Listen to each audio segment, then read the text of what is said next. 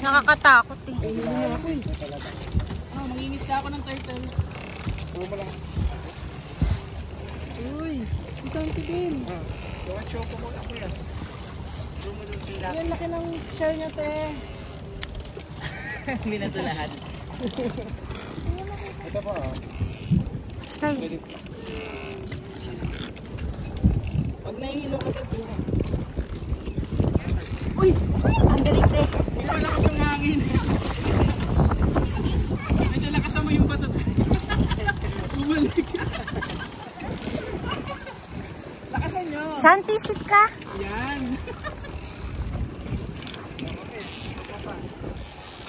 Si Laki po 7 years old pa po. 7 years old pa rin po. 7 years old. Pero ano po na